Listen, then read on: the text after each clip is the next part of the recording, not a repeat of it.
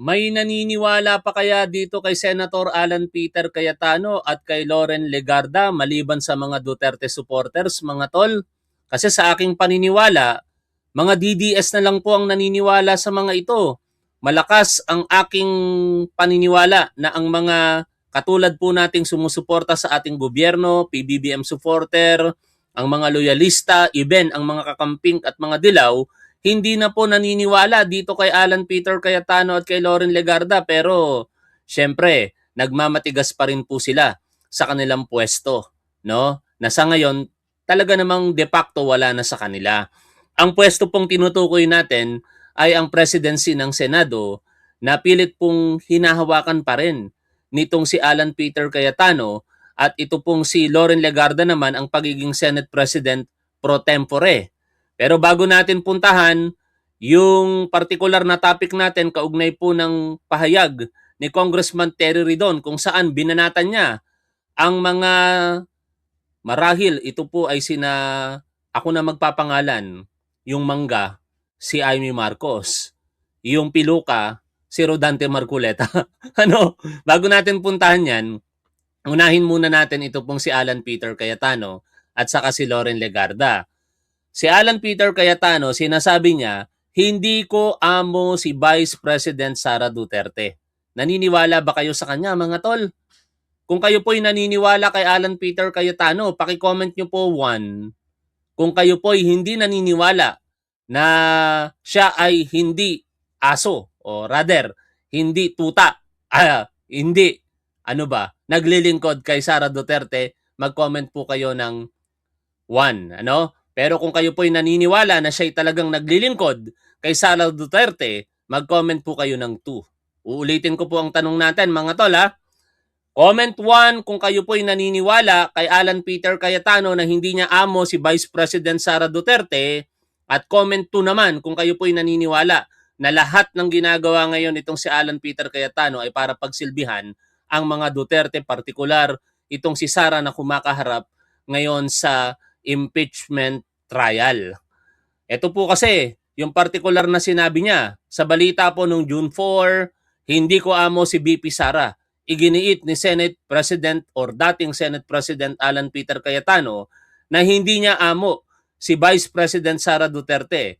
Kaugnay ito ng umano'y mga batikos na hindi siya impartial sa impeachment process ng Vice Presidente. Nilinaw ni Cayetano na magkaibigan sila ni VP Sara, ngunit hindi sila palaging nagkakasundo sa politika. Talaga? Ha? Ito po, pakinggan po ninyo yung pahayag niya rito. Is there anything in my reputation? Sabi nila, yan si Alan nanganggap ng amo niya. O unang-una, hindi ko amo si Vice President. Hindi niya daw amo. Pangalawa, kaibigan ko siya, pero hindi namin parating nagkakasundo sa politika. Also, is there anything in my reputation? Parang ang hirap paniwalaan, ano, mga tol? Kasi sa totoo lang, hindi na nila maikakaila na ang dahilan kung bakit nagkaroon ng kudeta bigla noong May 11 diyan sa Senado ay para po sa pagpapalit ng leadership nito at para sa impeachment ni Sara Duterte. Inamin yan mismo ni Bato de la Rosa sa interview sa kanya ni Jessica Soho, di ba? Kasi siguro nabuburyong na si Bato de la Rosa, parang pinaasa siya na walang warrant of arrest pero meron pala.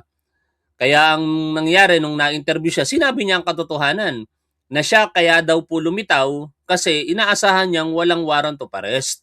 Meaning, pinaasa siya. Sabi niya, di ba?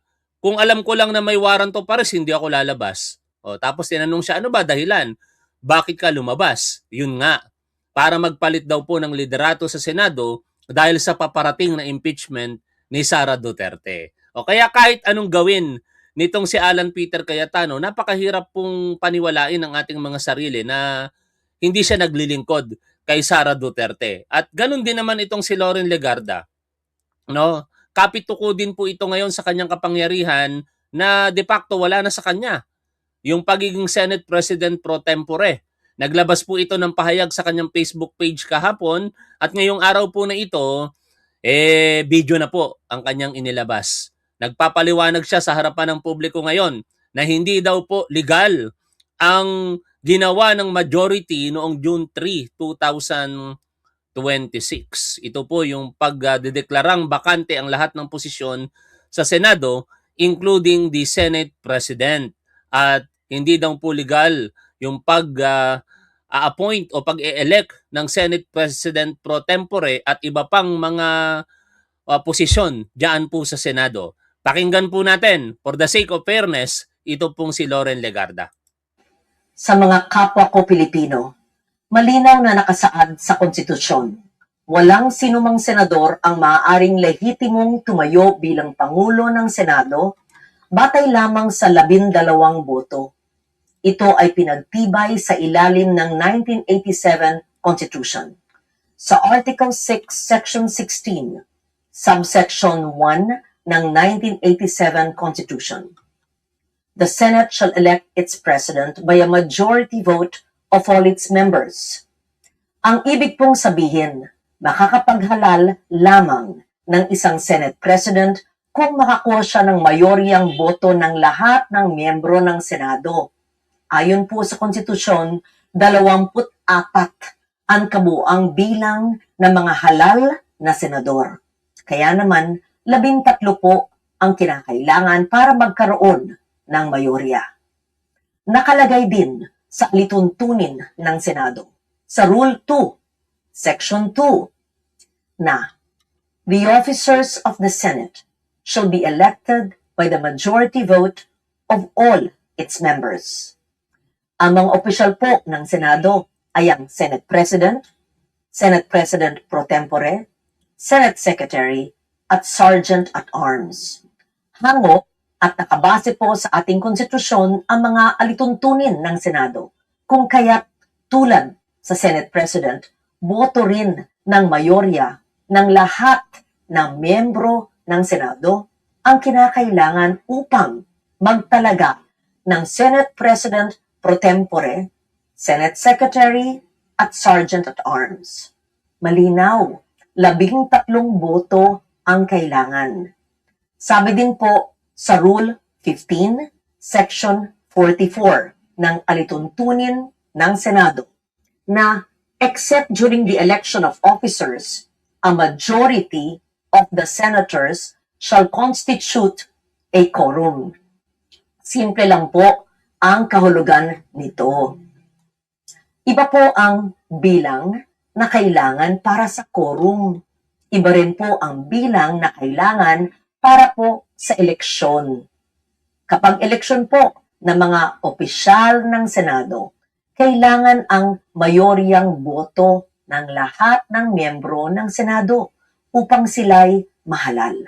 Kaya naman, sa kabila ng aking paggalang sa aking mga kasamahan, labag sa konstitusyon at alituntunin ng Senado ang nangyaring pagtatalaga ng Senate President pro tempore.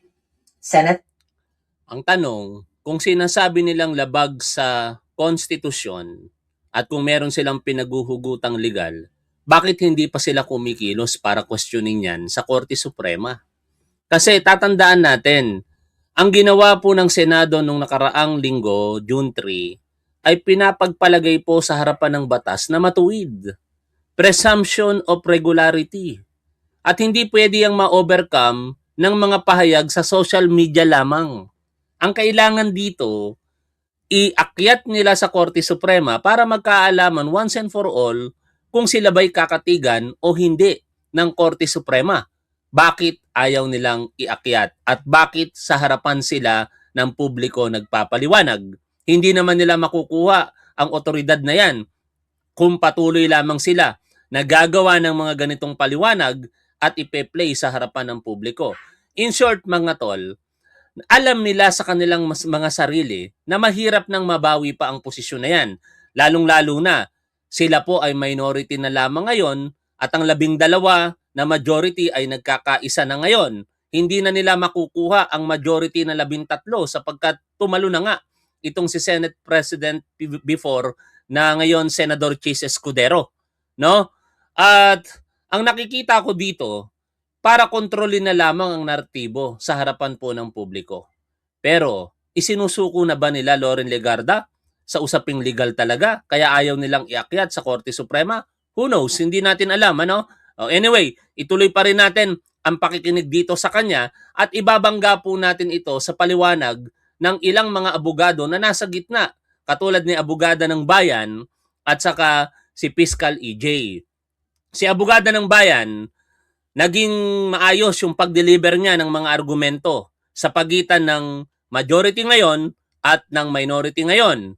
Si Fiscal EJ naman, ang pinupunto niya doon, naniniwala siya na may quorum at pwedeng ideklara ang vacancy ng mga posisyon sa Senado, pero hindi siya naniniwala na dapat naalis itong si Senate President before na si Alan Peter Cayetano.